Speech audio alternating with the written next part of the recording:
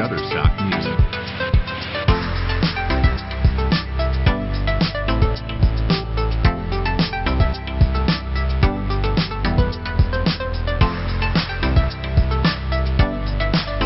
Olá, programa Cidadania Consciente, mais uma vez com você. Hoje um dia especial. Nós estamos inaugurando a 20ª edição do programa, com esta, a 21ª, onde nós daremos um formato especial. Hoje, o meu convidado é você eleitor, você que está nesse momento importante de definição da sua escolha, dessa importante eleição que eu chamo de uma eleição doméstica, uma eleição que é feita muito próxima. Daí a nossa responsabilidade aumenta muito ao fazer a nossa escolha. Nós traçaremos no programa de hoje alguns elementos para ajudar na nossa reflexão dessa cidadania consciente, da cidadania ativa, para a gente fazer a escolha. No primeiro bloco, nós vamos conversar um pouco sobre a dimensão da ética. Depois nós vamos falar um pouco, um breve histórico, e pontuando o processo eleitoral, como que ele ao longo da história, como que ele vai se aperfeiçoando. E no momento do terceiro bloco, nós vamos falar um pouco da questão da escolha, o dia da escolha, o dia da grande festa da democracia. Então, nós vamos iniciar conversando, falando sobre, eu vou até me mover um pouquinho aqui, falando da questão da ética. Quando a gente fala de ética, e quando se fala também de moral, nós temos que focalizar pelo menos dois elementos-chave. De um lado, a questão moral, que a gente precisa fazer uma compreensão do que significa moral.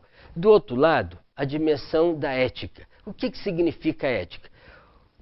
Uma coisa a gente tem que ter claro, elas não se misturam, mas elas vão se completar na medida que a gente associa essa dimensão da ética a um elemento chamado liberdade. Mas vamos lá. O que é a moral? De forma muito simples, quando a gente fala de moral, a gente fala de algo que está relacionado eu comigo mesmo, mas em relação sempre ao outro, a partir da minha liberdade. Então, moral é algo que está ligado ao que eu penso em função da minha história, da minha cultura, da minha religião. São valores importantes. Agora, a moral, ela está ligada a uma questão mais ampla. Eu em relação aos outros. Significa dizer que o meu comportamento, a minha postura, ela vai interferir na vida do outro, ela vai interferir na vida da sociedade. Agora, onde que está o pilar principal para aglutinar o valor ético e o valor moral? Num princípio da liberdade. É a liberdade que ao longo da história nós construímos coisas que vão favorecer a sociedade. Por isso que nós temos um sistema. É o sistema democrático. Porque na democracia eu posso conjugar esses dois valores para construir uma sociedade que os gregos chamavam de uma sociedade justa e igualitária para todos. Uma sociedade virtuosa, uma sociedade onde um bem, eu olhava, o grego fazia assim, ele ia para as praças, para as ágoras que eles chamavam, e ali eles procuravam construir uma sociedade virtuosa para todos, onde todos tinham dignidade. E trazendo para o nosso campo pós-moderno, nós temos então, ao longo da história, claro que depois a gente pode falar um pouco até do período imperial, depois vem a república, a sociedade foi aperfeiçoando o seu modo de olhar e construindo coisas novas para melhorar nossa vida, no caso, dentro do sistema democrático, onde você tem a sua livre participação. E aí, eu ainda quero insistir numa questão da importância da moral como uma palavra muito bonita, que sobretudo as mulheres têm isso com muita força, a dimensão do cuidado. Quando a gente fala de ética, fala da moral, nós temos que colocar a palavra cuidado na referência. Até porque, do grego, ethos significa oikos, casa. Você que está na sua casa nos assistindo ou no seu celular, essa dimensão do cuidado com a casa é muito presente na vida das pessoas, do cuidado com o cosmo, do cuidado com o espaço, sobretudo do cuidado com o outro. Essa dimensão do cuidado precisa ser resgatada no campo da política, sobretudo porque no campo da política eu vou trabalhar as coisas que eles chamam de erário público, que é entregue ao administrador, seja o executivo ou o legislativo, ou mesmo o judiciário, para administrar. Administrar com cuidado para que não haja desvio de conduta. Administrar com cuidado para que a ética prevaleça. Administrar com cuidado para que a justiça seja a referência. A transparência seja a referência. Daí, nós precisamos, nesse momento importante das eleições, nos perguntar: o meu voto, qual o cuidado que eu estou depositando para que ele faça um bem, não só a mim, mas que ele faça um bem a toda a sociedade?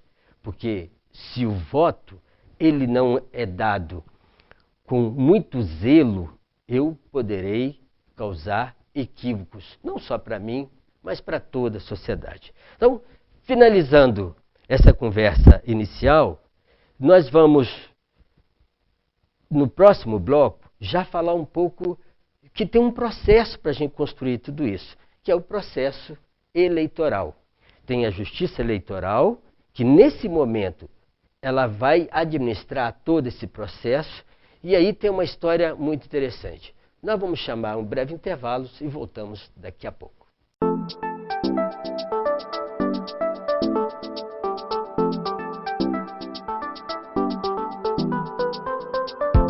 O Sindipaz informa que, por determinação judicial, não será permitido o embarque nos coletivos das linhas municipais de Volta Redonda a passageiros com idade superior a 65 anos que não esteja portando o cartão de melhor idade a partir de 16 de novembro de 2016. O objetivo da presente decisão é evitar que fraudes aconteçam por pessoas que não sejam beneficiárias da gratuidade concedida aos idosos. Dessa forma, se você é morador do município de Volta Redonda e possui 65 anos ou mais, procure o posto de atendimento do Sindipaz mais próximo e faça logo o seu cartão. Informou Sindipaz. Vem aí a terceira festa do trabalhador, 19 de novembro, ginásio do Recreio Volta Redonda.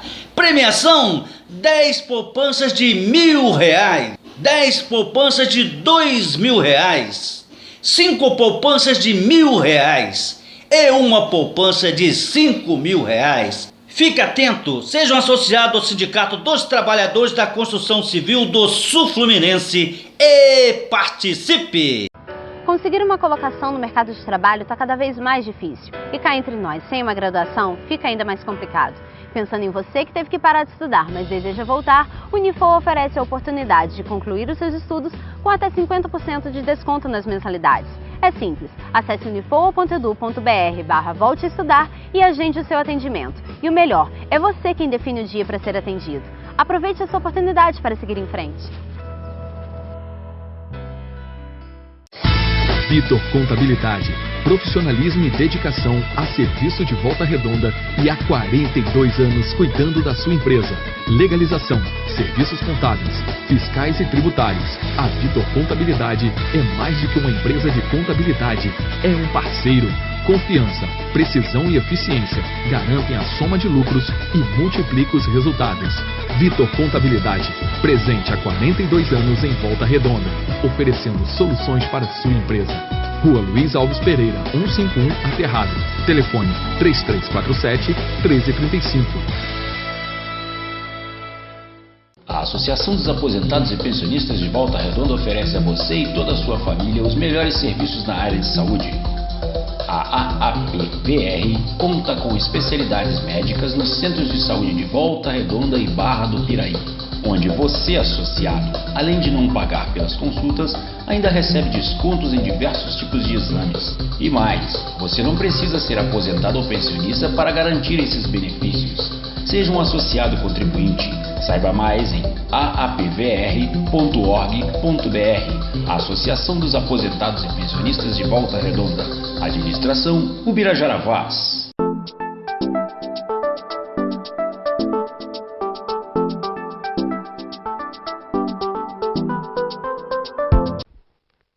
Voltamos hoje com o programa Cidadania Consciente, num formato diferenciado, onde o convidado é você, eleitor, para a importante festa que nós vamos ter no próximo domingo. Bem, nós estamos falando então dessa dimensão do ethos, da ética do cuidado, da questão moral, da liberdade, do processo democrático, dessa livre escolha que nós vamos fazer. E agora nós vamos falar um pouco do processo eleitoral. Só para a gente ter ideia, eu queria chamar a atenção um aspecto interessante. Você sabe que nós tivemos nesse país constituições da República, no período da República e também imperial. A primeira Constituição do país foi escrita em 1824. Interessante que quem elaborou, os deputados que elaboraram essa primeira Constituição, só podiam ser pessoas, né, que tivessem propriedade, eram chamados homens de bem. Foram escolhidos a dedo, mas desde que tivesse bens, né? Não se falava nem de bens como pessoa, mas de bens econômicos. E não tinha bem desenhado um processo eleitoral organizado pela instituição imperial, né? Só vai acontecer essa organização de um processo eleitoral lá em 1891, com a República, porque aí aquilo que era público precisava ter um desenho maior de participação dos eleitores.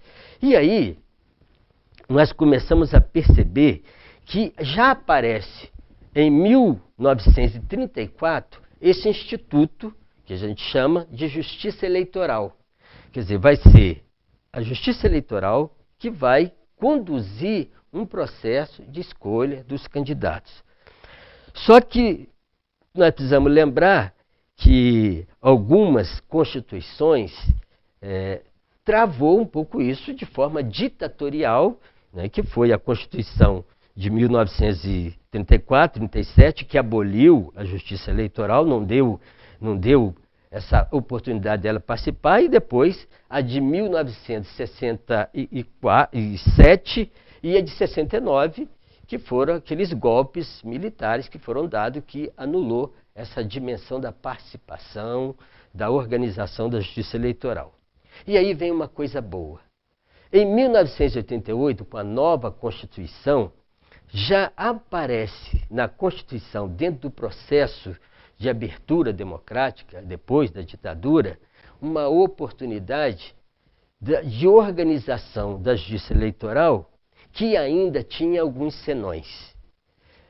Eu não sei se quem nos assiste se lembra que quando um candidato, a pessoa se lançava lá anteriormente, poderia ser candidato avulso.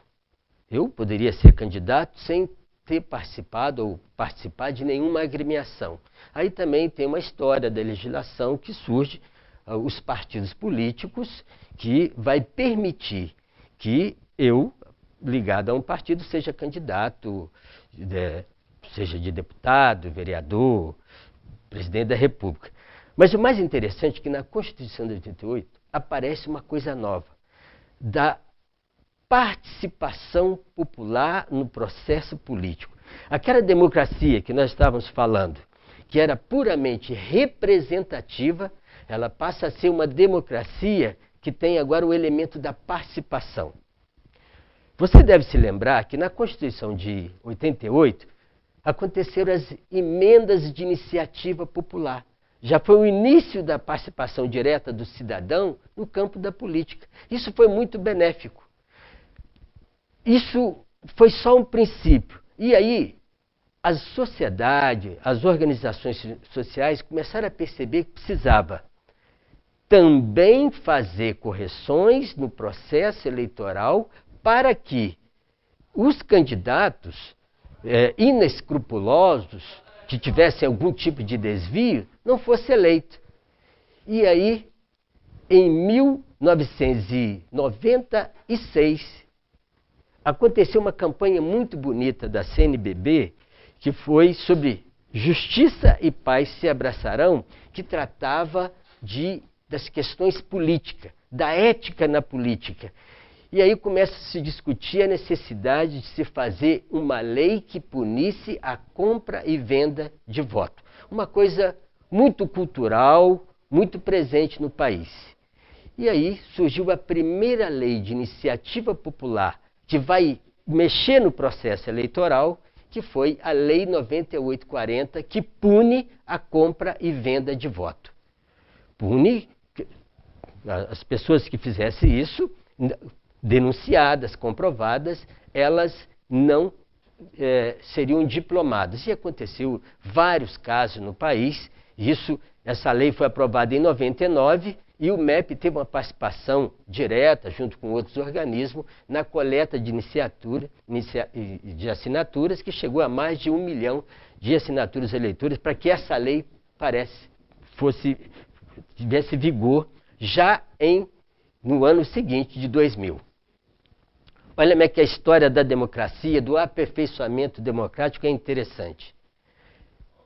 10 anos depois, nesse processo se percebeu que, olha, nós punimos aquele que compra e vende voto, mas ainda assim os candidatos que tivessem algum desvio ético, de improbidade administrativa, desvio de conduta, ainda estava sendo eleito, porque tinha uma lei de 90 que ela precisava ser corrigida, uma lei complementar que precisava fazer uma correção. E aí, de novo, os movimentos sociais, a CNBB, entrou firme, sobretudo o movimento de combate à corrupção eleitoral, construíram, através de várias entidades, uma lei chamada Lei da Ficha Limpa. E essa Lei da Ficha Limpa, ela vai trazer algo novo. Ela vai trazer, inclusive aqui eu quero fazer uma referência a um dos principais elaboradores dessa lei, que é Marlon Reis, que é um juiz do Maranhão, inclusive muito próximo a mim. Ele escreveu até um livro que deu muito problema, né, o Nobre Deputado, para mostrar que candidatos inescrupulosos estavam sendo eleitos continuamente e precisava frear. Então veio a lei complementar, Lei 135/2010, que vai frear os candidatos chamado ficha suja. Nós vamos chamar um breve intervalo e no terceiro bloco nós vamos falar então mais especificamente dessa lei e também conclamando você, eleitor, a fazer um voto acertado, porque há muita gente indecisa ainda até domingo que se aproxima.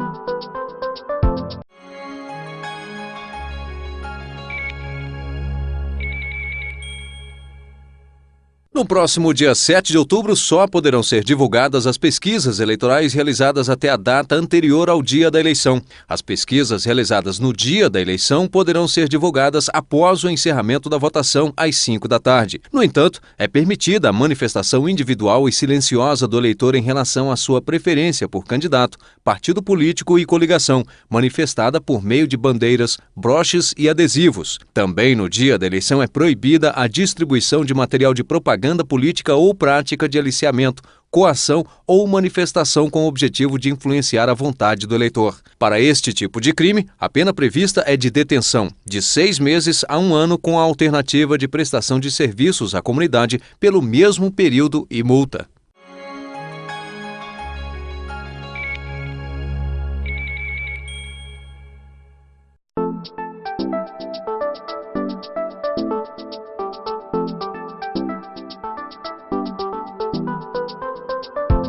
programa Cidadania Consciente, hoje com um formato diferenciado, para inaugurar o 21º programa e referendando em especial o processo eleitoral, onde o programa hoje, o convidado é você que nos assiste.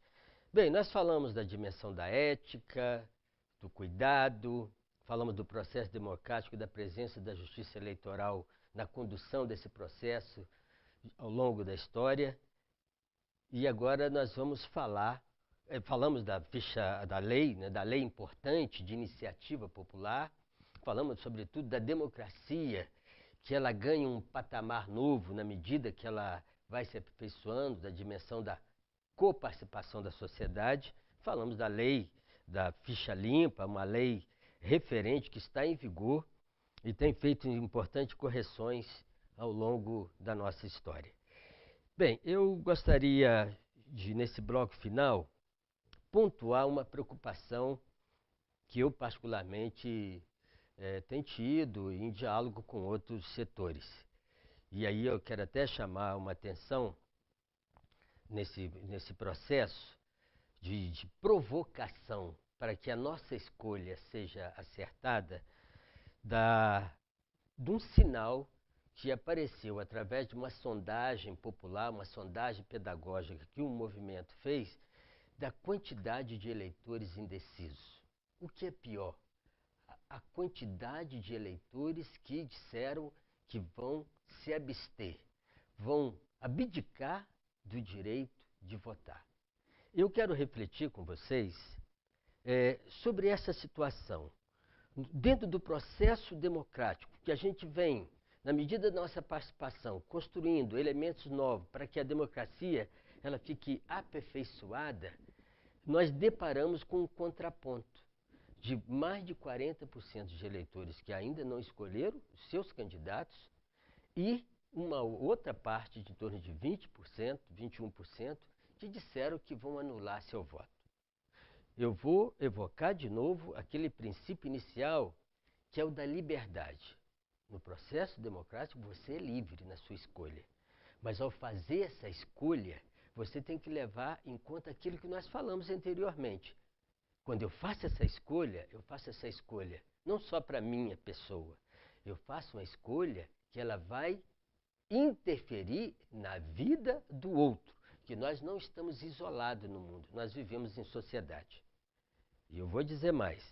Quando o ato de estar indeciso, ele é compreensível, mas ainda há tempo, porque o ato de estar indeciso me oportuniza ainda de fazer uma escolha, mas o ato de já afirmar que eu vou me abster, dentro da liberdade você pode fazê-lo, mas você está negando uma possibilidade de, ao privar-se do direito de votar, você está renunciando, você está negando um benefício que pode ser um bem para você, um bem para a sociedade. E aí você tem que levar em conta se esse abdicar, essa renúncia, é uma renúncia que ela não é só pessoal. É uma renúncia que vai alterar a vida do seu filho, do seu pai, da sua mãe e, por extensão, toda a sociedade. Então, essa abstenção ela tem um significado de, talvez, me perdoe você que ainda está nesse caminho, de falta de identificação histórica, atual, da importância da democracia e da nossa participação nesse processo, ou ter que reoxigenar sua vida para saber que você não está isolado no mundo. Nós somos um ser social e nós vivemos em sociedade e todos nós temos responsabilidade. Então, o desafio é que a gente, com toda essa dificuldade, mesmo que pareça que a política ninguém presta, eu vou dizer a vocês, eu sou um crítico dos políticos, mas ainda localizo políticos que podem prestar um bem na sociedade. E eu vou falar de Volta Redonda. Em Volta Redonda, nós participamos ontem num debate na UAB. Todos os 7 candidatos foram lá. Pergunte a você mesmo. São 7 candidatos, entre candidatas, que estão pleiteando a responsabilidade de gerir essa cidade, de fazer um bem para essa cidade. Olha, são 7 pessoas que estão diante da sociedade se colocando na responsabilidade de fazer um bem. Será que todos 7 são levianos? Será que todos 7 candidatos estão pleiteando só um bem para si? Vai caber a mim, eleitor, vai caber a você, eleitor e eleitora, a fazer essa distinção. Então, olhar a proposta deles. Ontem, nós percebemos que esses candidatos foram lá. E foi um marco histórico da instituição OAB. E aí, humildemente, a gente tem que dizer aqui que o MEP teve participação nesse processo, que 2 instituições levaram esses candidatos a debater em rede social, que foi uma novidade, as suas propostas, os seus anseios, as angústias que a sociedade apresenta e foram apresentadas através da fala das associações de moradores. Então, é sério, é muito sério esse momento e nós não podemos abdicar disso. Nós daremos um outro rumo a essa cidade a partir de cada escolha que eu faço. Então, são 7 cidadãos e cidadãs que estão nessa marca. Certamente você vai fazer uma boa escolha. E aí, eu queria, já pontuando aqui para finalizar, diante desse apelo, até peço desculpa dessa empolgação minha, porque é um momento de festa, é um momento de alegria, mas ainda há muitas tristezas dentro do processo da nossa escolha. De candidatos, que um amigo meu, Chico Itaker, que foi idealizou aquela lei da compra e venda de voto. Há candidatos que vão desequilibrar o processo eleitoral no dia da eleição. Porque no dia da eleição, eles vão, diante da miséria, da necessidade, da incompreensão do povo, vão utilizar tudo isso para comprar o voto do eleitor. E aí, eleitor amigo, se você vende seu voto, você se iguala àquele que compra. Então, fica um apelo para que você não venda o seu voto. Você não troque o seu voto por dinheiro ou por uma promessa vã. Eu tenho ouvido por aí promessas que não vão acontecer nunca. Nem para você e muito menos para a sociedade. E eu gostaria de finalizar cumprimentando a todos vocês e até orientando para que, olha, no dia da eleição, não pegue um papelzinho qualquer que estejam fazendo uma boca de urna, que é crime, e nos parece que a Justiça Eleitoral vai ficar muito severa nesse aspecto, mas procure, leve uma cola. Isso aqui, ó, é da Justiça Eleitoral.